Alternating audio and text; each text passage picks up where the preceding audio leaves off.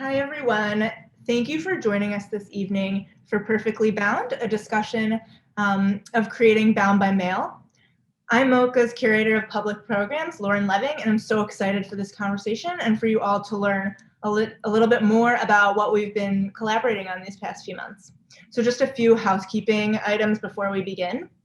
The event has a live captioner this evening, the wonderful Brooke Silvis. So to access the captioning, you can click the button that says closed captioning in the bottom right corner of your screen.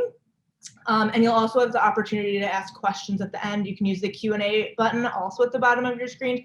And if you prefer to speak your question out loud, you can use the yellow raise hand feature. So because of the pandemic, moCa was unable to host our annual art book and zine fair Bound and Loaded, and we decided to kind of create a publication in its place, Bound by Mail, which is a zine catalog hybrid to highlight works of past and hopefully future bound participants. Tonight's conversation features writer Lou Barrett, designer Ashley King, and illustrator Leila Abdelrazaq, and will be moderated by Bound curator TR Ericsson, who has been with Bound since the beginning. TR Ericsson is a visual artist based in Brooklyn, New York, and Painesville, Ohio. In 2015, the Cleveland Museum of Art and Yale University Press published TR Ericsson Crackle and Drag, a hybrid artist book and monograph that was shortlisted for the Paris Photo Aperture Foundation and Krasna Karu's, I probably butchered that, sorry, book awards. His work is in numerous museum collections, including those of the Whitney Museum of American Art, the Dallas Museum of Art, and the CMA, the Cleveland Museum of Art. His books and zines can be found in the Harvard Fine Arts Library, the Museum of Modern Art Library, and the Smithsonian Institution libraries. So as we move through the program, TR will tell you a bit more about our wonderful collaborators, Lou, Ashley, and Leila, and now I'll kick it over to TR to begin. Thanks, everyone, and enjoy Perfectly Bound.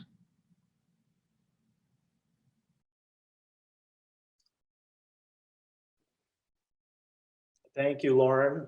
Am I up here? Thanks to everyone at moCa for arranging the talk and providing us all this wonderful opportunity to engage with these three artists and their work. And hello to everyone who's with us tonight. Thank you for being here. For obvious reasons, as Lauren mentioned, 2020 being what it was, our 6th edition of Bound couldn't happen in person. Tonight, we're going to discuss what did happen or what's happening instead. We're looking at a photographic portrait of D.A. Levy, or I think we are. I've asked moCa to put the portrait, there it is.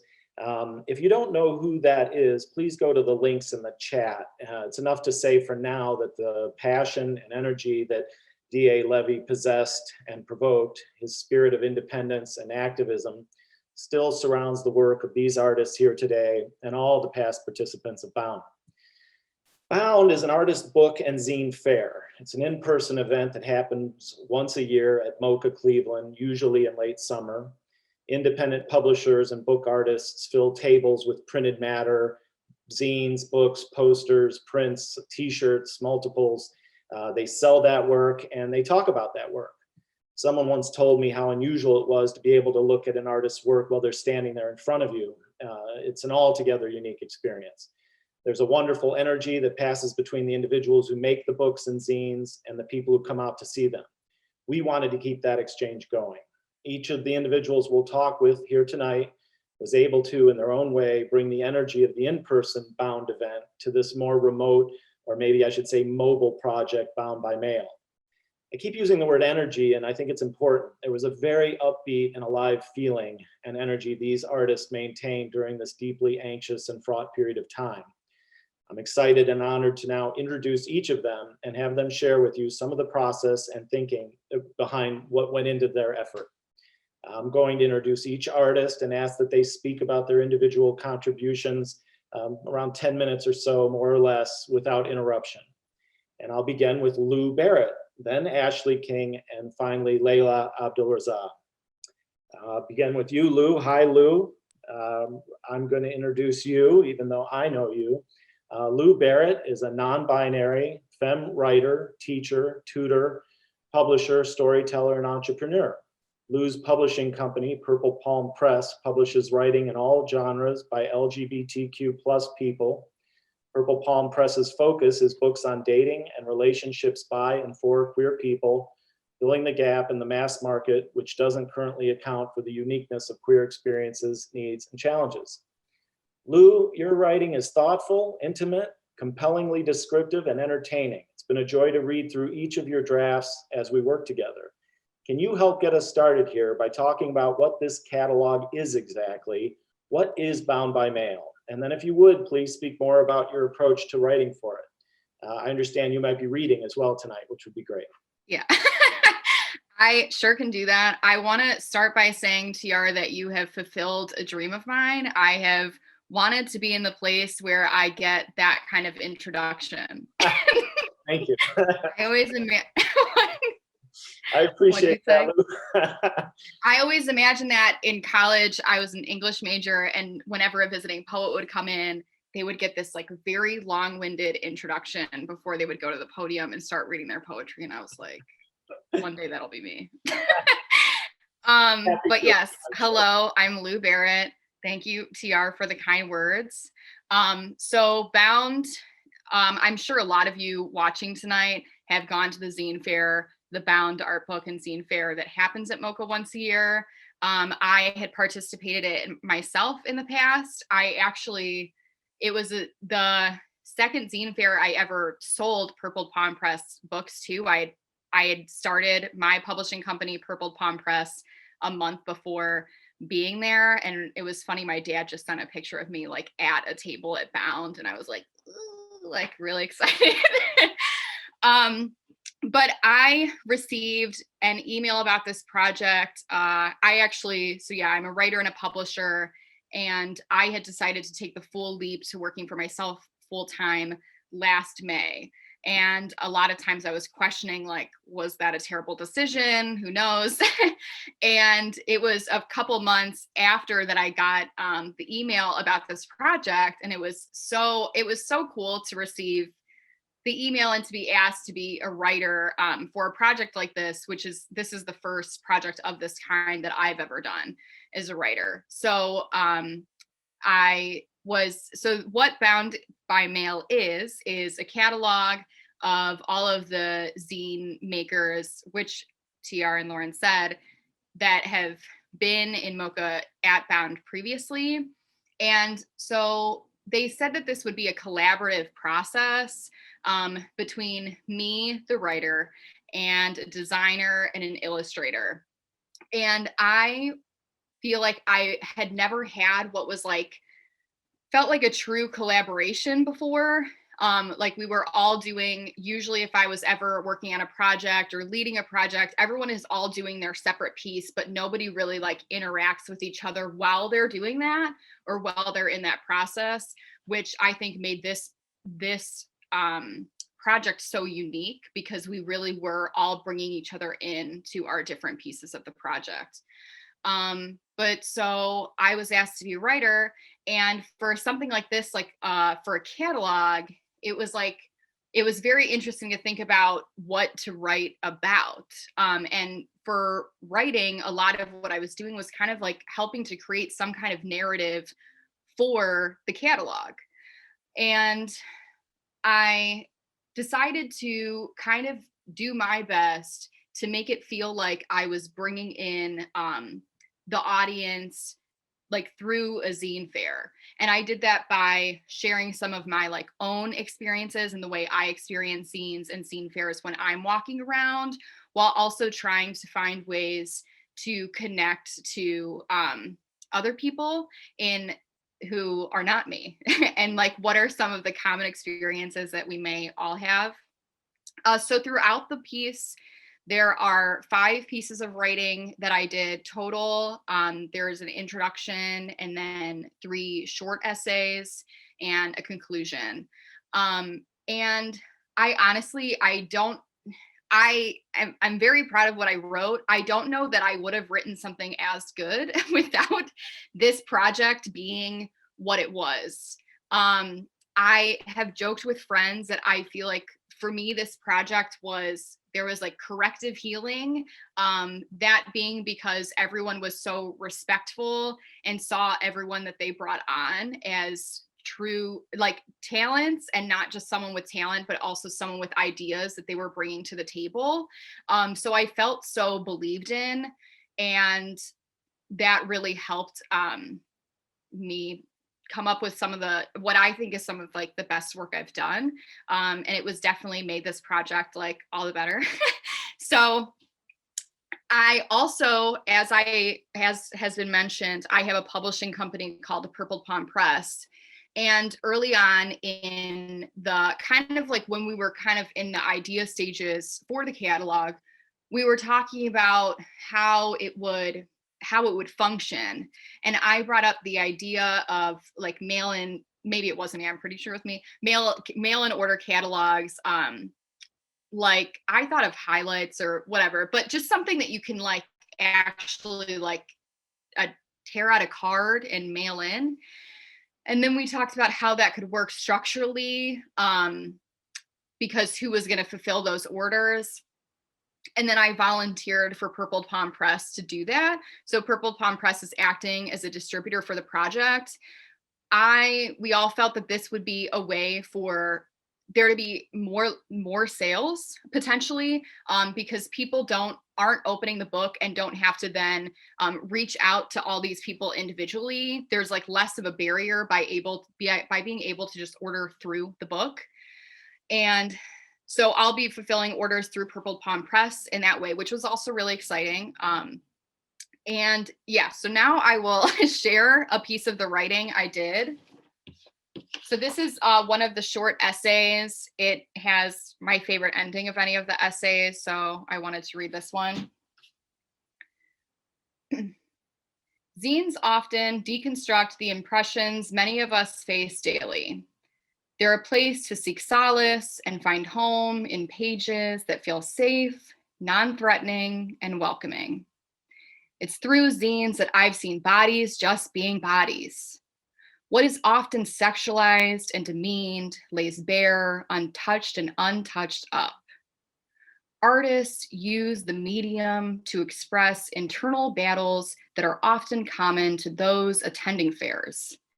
Does this mean that zine culture is insular? I think it is as insular as it is universal. Zines and zine makers' ability to skate between unique curations, poetry about addiction, cartoon cats, and so on reflects our world back at us more than traditional publishing does. Traditional publishing is still a who's who, prioritizing white and conventionally likable works. It has often been DIY culture that informs the mainstream, pushing them to create something different. While zine fairs may be a blip on the radar of someone who doesn't know what a zine is, they are a beam of light radiating out to the communities around them and beyond. So that was one of my favorites. And a lot of what I thought about, and I think this is true of DIY culture, is that so much of it is stolen from and then used in much bigger ways. And so I really wanted to say something about that. And I focused on different things in each of these essays, but it was really fun to be able to provide commentary and just kind of like a tone for the rest of the book. And so when we all started, there was, again, it's not just me, the designer and the illustrator, and there were talks about how that would go and who to bring on.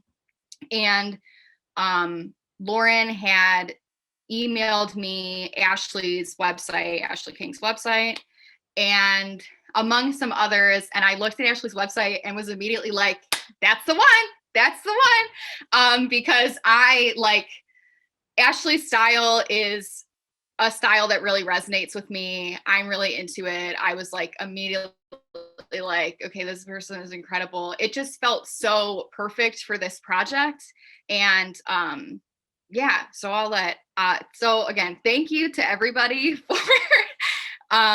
for Bound by Mail. So let's take it away. Well, thank you, Lou. Articulate and engaging as always. That was fun. And yeah, we'll move on to Ashley King. I will introduce Ashley. Hi, Ashley. I'm glad to be here with you. Hey, TR. Ashley King is a Chicago-based designer and curator. Ashley specializes in print and web design and has developed materials from publications to branding identities. As a curator, Ashley's curatorial work focuses on amplifying marginalized narratives and providing space for inquiries to converge. Ashley, your passion for design and for this project was infectious, always. The challenges for you as a designer were immense, mainly organizing so much material into such a small space while keeping the information digestible and easy, even fun to navigate. I totally agree with Lou. From the second I saw your designs, I was thrilled about all of it, everything you're doing. The results are really exciting that you've come up with. I'm sorry we only have this little bit of time to hear how you met the challenge. I'm sure that, so much more thought went into it than this 10 minutes we have. But can you walk us through some of how you managed to pull this all together as a design? Yeah, of course, of course. So yeah, thank you guys again for joining us today. My name is Ashley King. I'm the graphic designer in this collaboration. I once described my role in this collaboration as primarily being focused on the function of the zine and the content reception, like Tiara was just describing. So like ensuring a overall smooth perceptual experience for whomever is looking. And so that begins with zoning in on the question, well, what kind of, what do we want the reader to feel as they're taking in all of this information, because really designing is problem solving, very similar to mathematics in a way. I think the theme for my day today has been math. And so it's so funny because I actually would have went to school for math, but or jazz, was math or jazz, and then I was like thinking like, oh, actually I see design looks super cool, and then I've come to find that like design is like visual mathematics. But like we can talk about that another day though. But like again with this question, what do we want readers to feel as they're taking in all the zine information? We have a total of 190 zines featured in this publication, and that's a lot of information, and so on this odyssey of finding the answer to this question, or really like the answer to any question is like the answer to any question is possibility. And so really we're trying to kind of weave out the possibilities that we don't want. And so that might include, that does include ensuring that the readers don't feel mentally overwhelmed, ensuring that people don't feel mentally tight, feeling mentally visual pressure as they're looking, and so we have this first slide, like going in, like we went with like to kind of go over, like to begin this question, like we went with the typeface called Mr. Eves Modern, which is created by the type designer Zuzana Lico, who's a co-founder of Emigre, if any of you guys are familiar with Emigre.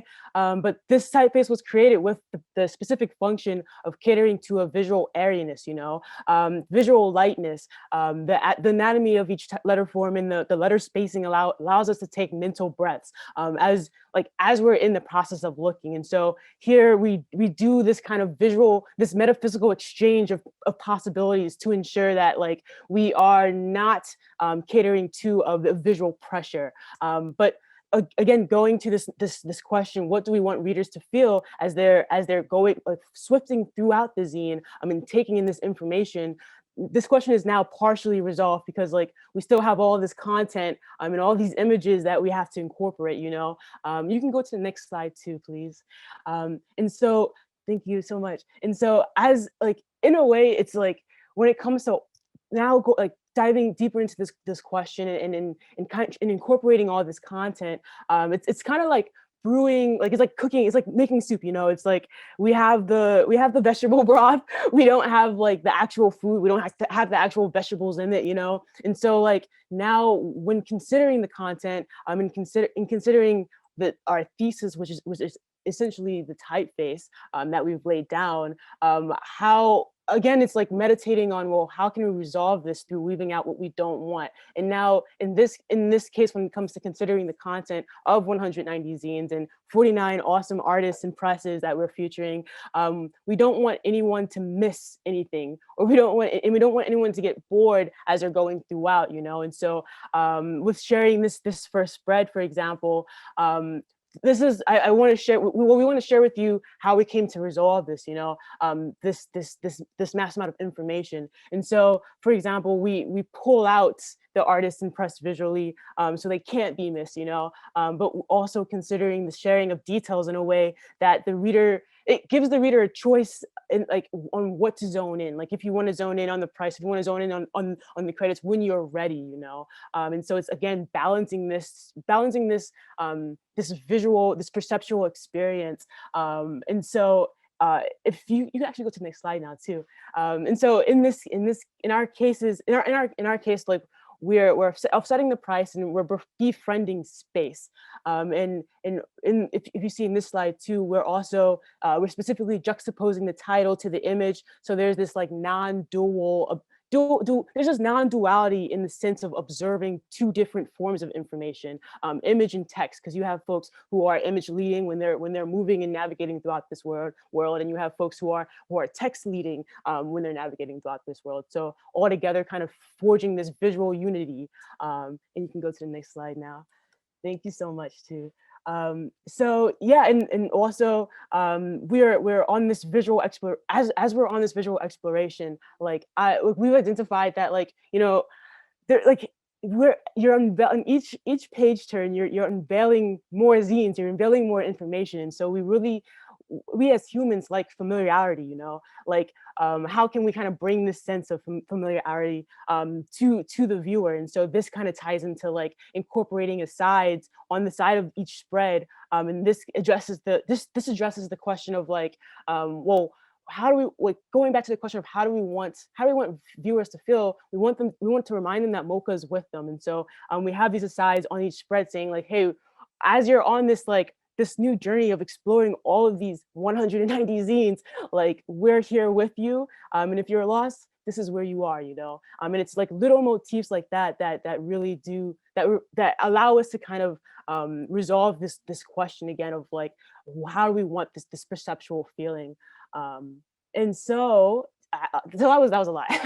So yeah, so now we're actually in this process of determining a typographic treatment for the cover, and that Leila will actually be doing some illustrations for. And so you can actually pull up the next slide now.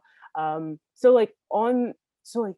thank you. So, like, as we're, like, so this, what we're showing right now, this is purely, like, I want to point out, this is purely for a typographic layout, like the typographic treatment. So not color, not this is not the final, because Leila will be adding on to it, but with this question again of, like, what do we want readers to feel as they're taking in the zine information? The cover is the intro to the experience, and so we have this is option one. And so we have option one, this cover, so with this cover, so we have two options. Okay, so with this cover is it's actually the second direction, and it brings out, we're working on a bold, like, it's a bold type treatment, where we're using, like, we're really using the word bound and by mail as a kind of, like, contextual interpolation device, and particularly with this version, where we're playing on this enter in and exit feel, it's paying homage to that feeling of going into the zine fair, going into that experience, because in this sense, we're not even focused on the physicality, we're focused on their mental experience. And so if you go, and then we also have the logo placement on the left, where it also plays on this bound by mail vibe. And if you can go to the next slide, thank you so much. Then we have, in this option, we have so with this option, we have, like, the same thing at works, where we're playing on that bound, playing on the word bound, but it's a more sophisticated, humble approach to entering this experience, And so with both options, actually, and you can go to the next slide now. with both options, we visit the question of like, well, what do we want readers to feel as they're going throughout this information? And so my new question for us is like, how do we want to typographically introduce this experience? You know, so there's actually going to be a poll that should pop up on your screen. And if you're interested in jumping into this collaboration right now in this moment, you can share with us your thoughts and let us know what you think. What you think in regards to how should this intro experience like be? How does this play onto our major inside question of like this experience, like really meditating on the perceptual experience we want the viewer to have. So I'm also pick one too. But yeah, and so on that note, overall, like as my role in this collaboration as a designer was really to bring forth these questions to the collaboration, ponder them with my co-collaborators, and synthesize our discussion and present a visual response, you know. So yeah, thank you guys again for being here, and I really look forward to seeing like what, because you guys are officially now a part of the collaboration. Thank you. Wow. Thank you, Ashley. If I'm on again, if you can keep up with Ashley, you can't believe how much you're being given. All right, Tom and Yeah. Ashley, did you want me to share the poll with everyone? Yeah, that would be awesome. Okay, I'm gonna close the poll here. So please vote. I'm gonna give you guys 5 more seconds. Cool. The pressure 3, on you guys. 2, 1. Okay, poll closing.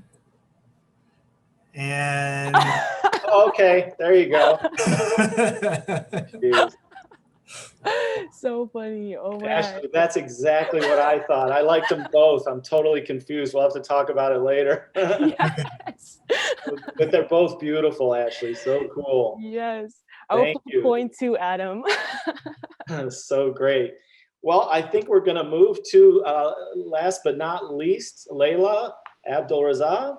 I'm going to introduce you. Hi, Leila. Nice to see you. Glad you're here with us. Leila Abdelrazaq is a Palestinian author and artist living in Michigan. Her debut graphic novel, Badawi, was shortlisted for the 2015 Palestine Book Awards. Her creative work primarily explores issues related to diaspora, refugeehood, history, memory, and borders. She is co-founder of Maamoul Press, a multidisciplinary collective for the creation, curation, and dissemination of art by BIPOC creators whose work lies at intersections of comics, printmaking, and book arts. If I recall, Leila, we, or Lou and Ashley especially, had some things pretty resolved by the time you joined Bound by Mail, whether that's quite right or not. The way you got inside of the project and were able to contribute, not just blend in or accent things as an illustrator, but you also brought new ideas into the mix. You were also able to do that while being the artist we all enjoyed seeing that you were. You were able to be that thoughtful, but also collaborate with what was already happening. That was all very impressive to me. Can you talk about your ideas as an illustrator for this project and how your contributions developed? Yeah, thank you so much for the kind words. So when I was first reached out to about this project, I got this email. And at the time I had like an autoresponder on my email that was like, I am not currently taking any commissions because of COVID times, stressful times. But when I saw that email, I was looking at Lou and Ashley's work, and I was just like, this is like too exciting of an opportunity to pass up, especially seeing what Lou and Ashley have done. I had a feeling that it was going to be a really exciting project, and that these are people that I really wanted to collaborate with. And so I quickly emailed back saying, yes, I will work on this project. Ignore the autoresponder. And I'm really, really glad that I did. So I'm, as TR mentioned, I'm a graphic novelist and a comic artist. And for me, illustrations, like being a comic artist, illustration as storytelling is something that's really important to me, just in terms of what illustration can add to a story. Like when you're working on a comic, it's not like you have text alone or image alone. Both of them sort of work together to tell a story. And so the amazing thing about this project is that I have this opportunity to work with a designer and a writer to sort of work together to weave this story.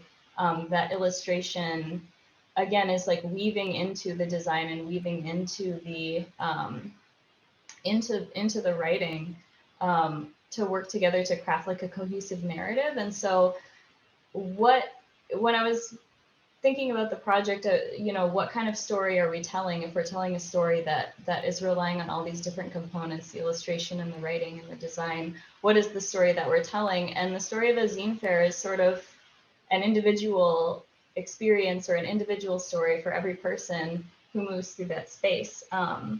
And so when Ashley and Lou were talking to me about the project, they were sharing, of course, Lou talking about the way they were trying to create sort of an immersive experience through their writing, and sort of like wanting some interactive components with the zine. And so what I started to think about was how can illustration bring in some interactive components that will allow people to have a very personal sort of experience moving through the catalog, not just like as a passive reader, but as an active participant, I guess. And so we came up with a few ideas. One of them is a fold out, like old school fortune teller / cootie catcher, whatever people call it, depending on, I guess, your region or whatever, origami one that people will be able to fold up and use to navigate the book. So it has directives in it that tell you to go a certain number of pages forward or a certain number of pages back, or do different things in terms of your interaction with the book. And for me, thinking about that component, what I was really interested in was sort of the nonlinear experience that you have at a zine fair, where when you're there, it's not like you go by every table, although it is kind of great that with this catalog, we can actually see every book and everything that's at the zine fair or this book catalog. Like normally you wouldn't get to have an experience with every single book at a zine fair. So that's kind of cool. But I did want to bring in sort of that meandering element. Maybe sometimes, especially if you're there for a couple days, you'll return to a table either on purpose or on accident. Sometimes you'll stumble upon something that you wouldn't have otherwise noticed because of the way you move and wander through the space. And so that was sort of the thinking behind that, and wanting to encourage people to have an individual experience with the book. Another component that, and again, like thinking about like what function can my illustration serve? What can they add? How can they help tell the story? When we were talking about the design and the layout and the asides that Ashley was just mentioning, and thinking about what should be highlighted in those asides, there was discussion of whether or not Lou wanted to title their pieces, their short essays. And Lou is kind of leaning on the no, not wanting to really title them. And so we were like, okay, so there's not going to be a title in the aside. And so that's something, again, where I saw an opportunity for illustration to come in. So rather than having a title for the piece, there would be an illustration that accompanies the piece that is inspired by it and brings something out of it or illuminates a part of that piece, to kind of, again, just add to or give an additional element to that storytelling. And then there's another fun thing that Lou wrote, which is like a Mad Lib that will be in the book. So if you remember, you know, being a kid and you have these like Mad Libs where there's a story and then you have a blank and it's like, you know, you pick a noun, you pick this, you pick that, and then you fill it all in after and see what happens with the story. So there's going to be one of those as well to kind of, again, give everybody that individual experience of imagining the zine fair.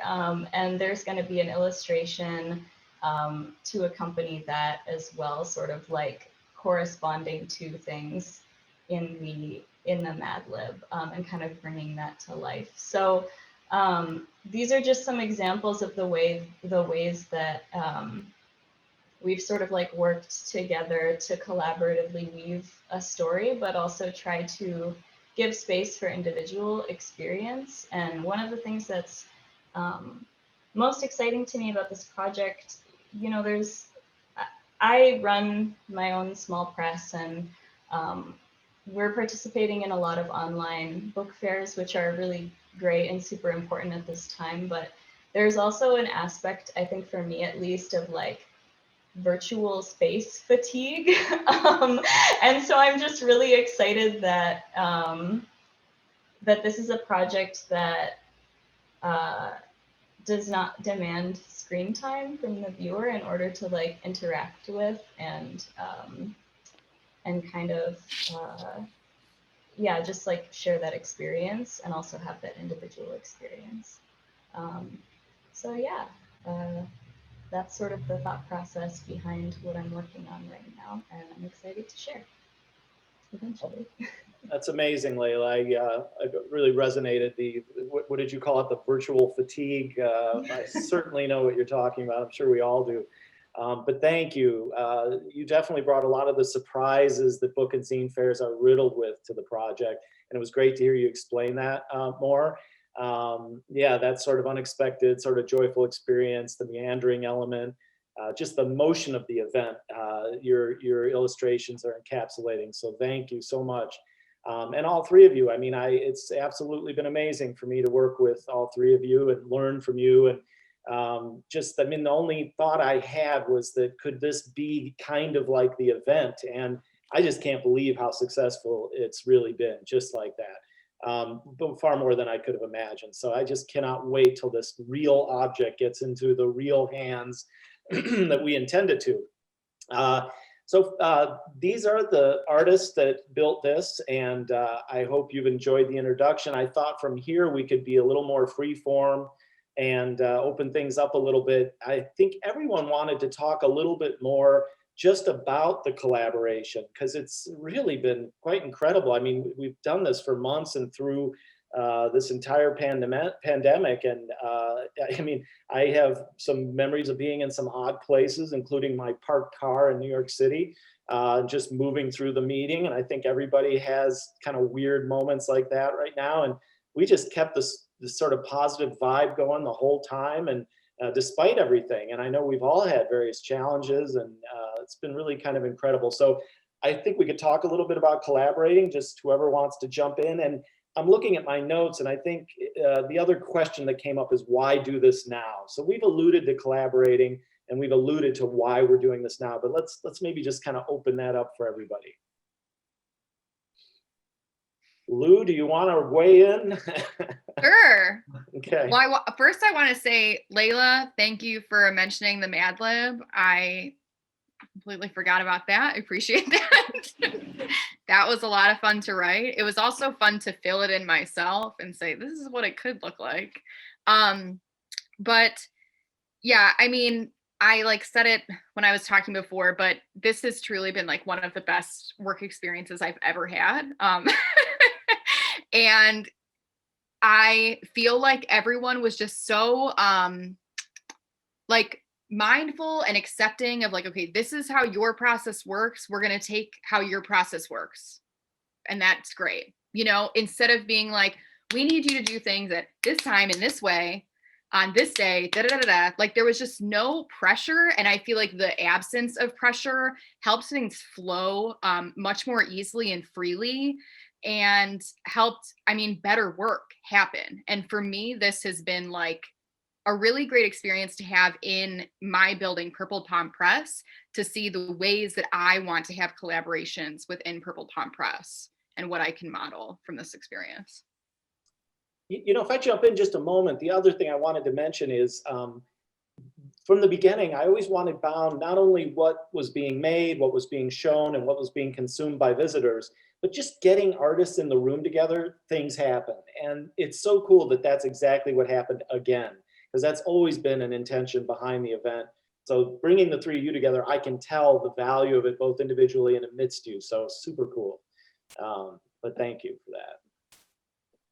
Yeah, and I could jump in here too. It's like it's when going into collaboration, there's always that that thought too. It's like, okay, so how are we going to like mesh and meld like our create like and create that creative foundation together? And especially in this digital sphere, it's like, well, we're remote. We none of us knew each other, and it was just really super beautiful how like our first discussions that just naturally flow. And I low-key think it's because I'm a Taurus and Leila's a Scorpio and Lila's a Virgo.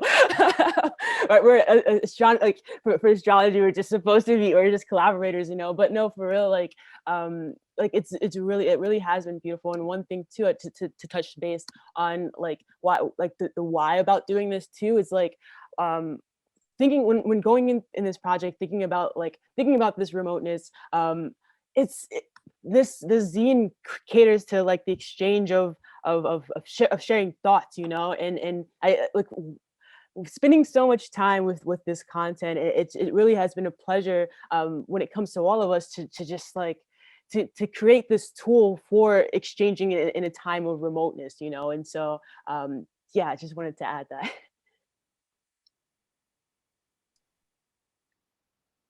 And I might also just mention moCa here, somewhat in the abstract, but we know who these individuals are, Lauren, Corey, and others that really also did all these things we're talking about in terms of making a smooth connectivity and communication and warmth and openness. And that's, you know, the institution itself and the people also working remotely. It's been similarly just a joy to experience, frankly. Yeah, I agree, and I agree with what someone said earlier about how I've personally just felt very like, yeah, respected as a collaborator, a genuine collaborator, and like to bring in my ideas and also to have my processes like, you know, accepted. And I'm seeing this question in the chat. I don't want to like get ahead of myself, but where someone's asking if there were aspects that we disagreed on. And at least for me, like, I mean, I came in later in the process as well, so I don't know about earlier, but since I've been on, I feel like that hasn't really happened because we all sort of trust each other. And, you know, if there's something we can't decide on, we'll sort of like, if it's like a design question, it's like, okay, we'll defer to Ashley because Ashley like is, you know, knows what Ashley's doing, or like, you know, so it's just like, I feel like there's that genuine respect and trust as well in terms of like, okay, we really like genuinely believe in each other as like artists, as writers, as designers. And so that's been really nice. Yeah, I was gonna say just the other day we were talking about paperweight, and I kind of liked the thickest one, and Ashley was like, "Do you want to argue for why? Is that important to you?" And I was like, "No, no, we can do the one you both agree on." I also want to say we're not only compatible in our signs, that we're also all Cancer moons, which if anyone's like that deep into it, that's like. And I was like thinking earlier during the presentation, I really think it's like such like a 90s kid project, like a lot of what we've brought to it, which I also think is cool. Yeah, I keep thinking about like the Scholastic book club, like order catalogs, and like also just like the fortune teller and the Mad Libs, like it's all just like a giant throwback to like childhood like activity books. You know, on a somewhat serious note, something I got from the three of you working with you, there were so many moments where you would talk about where power was in the work itself and how it was being presented. It was always a little surprising to me what you meant by that, and I quickly understood the value of that. So that was something you brought it up time and time again to question what was being emphasized, where were hierarchies or not, and that was a learning curve for me in a really wonderful way. So I thank all three of you for that kind of dialogue. It was really pretty great. You know, being kind of the old guy in the room.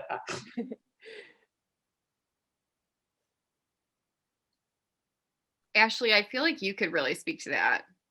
Yeah, you know, it's one thing when I'm thinking about like where to put emphasis at too. It's like I think about like the challenges of like when I think about like the question that Leila brought out from the chat, and I think about it made me think about the challenge, like potential challenges, and how like I remember one time I was like reflecting on that, and how like really we like as a collaboration we really had to kind of like we're in this collaboration we're trying to identify a moment in being in a zine in like navigating zine fairs, and we're trying to bring out and manifest that moment into this piece, you know. And so when it comes to like emphasis and where the power is of what we're working with, and just like the visual hierarchies, like I think that really goes to like all of our discussions that don't even have to like, well, everything has to do with everything, you know, that everything is correlated, but like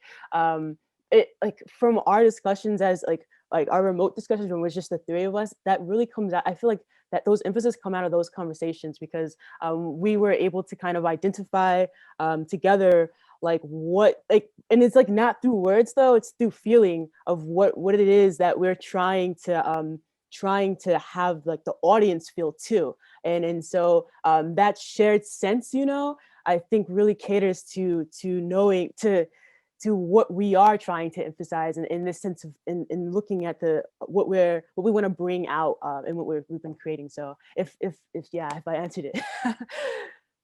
I also want to say, kind of on a different note, but transitioning to something Leila said too about the trust. I also think like within the collaboration, it didn't feel like there was someone was better than the other person or anything like that. And I really feel like there were times where any of us, like thinking of some of the administration, like how parts were going to move. I remember there were times where I'd be like, oh, I actually don't think that's like a great idea for it to be this way. And that's why, or like someone else might do that. And people go, oh, okay. And there wasn't this, like, I think sometimes when that happens, people go, oh, they like feel like it's an attack, or it becomes all of a sudden the ego is like, there's this battle of the egos. And I just really felt like that wasn't ever an issue.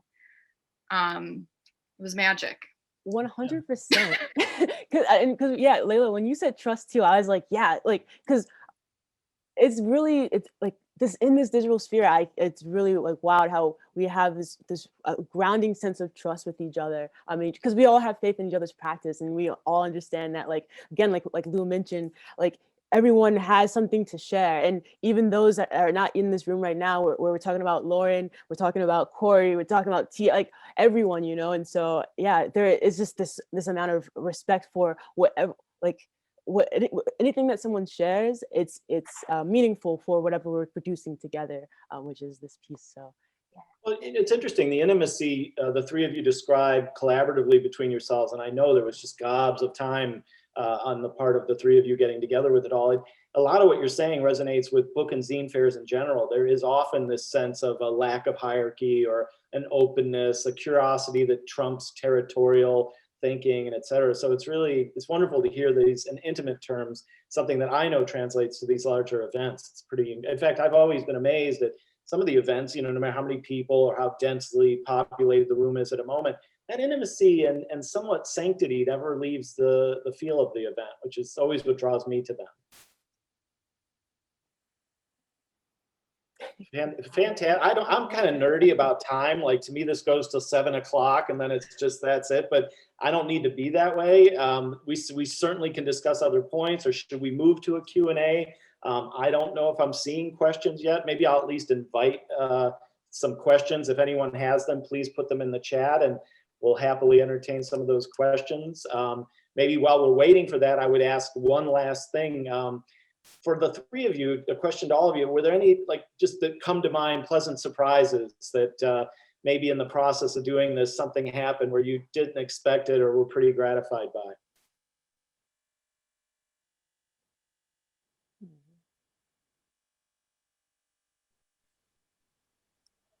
I can go. I just Lou, was we're gonna ready. say, I feel like this says stuff I've kind of already said, but just that I feel like I've built like friendships that will like go on beyond this. Not to be like super corny, but Yeah. Yeah. that was like a pleasant surprise. Yeah, agreed. And to that, I see someone asking in the chat if we've been able to meet in person, and the answer is no, but I hope that we can one day. You know, it's so funny because it feels like we have. That's the funny thing about it. Yeah, that's true. That's true. But I agree too. Like I think the pleasant surprise is how like how smooth the collaboration has gone throughout these pressures, these social pressures that we have around us. You know, it's because it's one of these collaborations where like you hop onto Google Meet. We do Google Meets. But like when you hop onto it, it's like you know that like it's gonna bring a smile and you're gonna feel good leaving, you know. And so I think that's the most pleasant surprise. Well, it's not a surprise because you already know it, but it's just but I think when it comes to like everything that we're creating together, that is also a pleasant surprise too. It's just like always nice to know someone that you don't even know, like, and that you're meeting and seeing what they've been creating, what they're thinking. Like reading Lou's writing is always just like, I remember I said to Lou, I was like, Lou, I don't know what to say. Like you have me in my feelings. And then like Leila's like, I can't wait till you guys see everything because you'll really get to like you feel it. You may feel it right now, and you'll fully sense what we're trying to share in this discussion right now. So yeah. You know, early modern, you know, Duchamp comes to mind, but also in the 60s, 70s, this idea was in the room where, you know, work doesn't necessarily have to be made. You know, there's simply the thought and the experience and the living through something. And I'd say this is all very cool in that way. Like something is going to be produced that's tangible. I think it's going to resonate. I think we're going to have a lot of success and people are really going to enjoy it. But if you even took that away, which I know is coming, this whole process as an experience, I think, has already been profoundly a success. Really, really pretty fantastic. We're getting some questions here. I like that one that, did we ever meet? No one ever met. So funny. Maybe I'll read one here. Did you use a virtual whiteboard platform to ideate? This is going to be for someone else. How do you share media and ideas virtually? That is a good question for you guys. Yeah. Ashley is the master. Yeah, you know, a virtual whiteboard sounds awesome. That would be, if you know any programs, please share. But really, like, it's really discussions, and then we're sharing visuals, and we're sharing like when we're sharing those visuals, we're saying like, yeah, what are your thoughts? Like, this is what we were away meditating on, like creating. So really, that's it was just in studio sessions, you know, like virtual, there's just virtual studio sessions. But that was a great question. And virtual whiteboard, I'm like, wow, I want to look into that. Yeah. What do you guys think? We have another question here where someone's, I think if I paraphrase, the sort of passion that comes with these zine fairs to do them, to attend them, to make work for them. You know, what is it that happens to people that generates that kind of desire, which I think we all experience? There's a kind of addiction, passion that develops from either making the zines, presenting the zines. I think that is a kind of good question. What is that? How does that take hold? I mean, I just think that it's like it's so personal and like high stakes for everybody who makes a zine. Like it's like you're sharing such a deep personal part of you, and you're then creating an object that's like representative of that personal part of you, and then you're sharing it with people. And sometimes there's no other way to share it. And also like you have these personal interactions with people who resonate with what it is you shared. So it's like, wow. I don't know, when I table at zine fairs and I meet like other Palestinians, for example, who are excited to see another Palestinian story. Like that feeling is amazing, you know? So yeah, it's just, I feel like it's just high stakes in the sense that it's so personal and so individual and so based on like one-on-one experiences and sharing stories on a really like basic human level. Well, Leila, it's really hard to imagine a better summarizing of those events than what you just gave there. It's so true from personal experience. You know, just did anyone want to add something? I can close here. I know it's going to be very important to direct people to what we need to give them to, you know, acquire one of these cool catalogs. But Ashley, Leila, Lou, is there anything left unsaid or something you'd like to share before we move to closing? I just want to say I totally agree with what Leila said. Like, what is a book? A book again is like shared thought, and like as we're trying to understand this world, you know, like we understand this world through learning about each other, and that's what like a zine is. That's what his art book is, and that's so I really love what you said, Leila. Like, yeah. Lou, maybe last word, Lou, and then I'll close it off. Just, you know, I'm just feeling really tender. I just feel like this project is like a tender, loving project. I agree. So I totally feel to that. hold it. I'm excited to hold it. Me too. I'm going to be sad when we're no longer Zooming anymore. I'll probably like try to arrange a Zoom somewhere when I'm needing it, you know? But I really thank the three of you and moCa, everyone that attended tonight. But yeah, it's chilling to me just how, what an experience has all been. Has been perfectly encapsulated by this short hour together. And I just know you did so much more than what this hour could really put forward. But I think we nonetheless, everyone put forward a lot. I got a great sense of what I know we're doing. So hopefully so did our audience. But the thing I need to emphasize, most importantly, if we're to somewhat escape this virtual lockdown we've been in, but there is a way to access this catalog, to receive it in the mail. Some of the details I might be a little foggy on at the moment, but I think in the chat, there'll be a Google form. There'll be ways to, you know, get into the moCa website. I'm sure it matters a lot to us to just make sure we get these catalogs into people's hands. So if it's not readily obvious to you, you know, reach out to moCa, find the way. I'm sure we're going to make this easy, but that's critical. Otherwise, thank you, Lou. Thank you, Ashley. Thank you, Leila. And thank you, Lauren, Corey, moCa. This has really been fantastic. And I will awkwardly sign off from this beautiful moment in some way where I leave the meeting. Good night. Peace.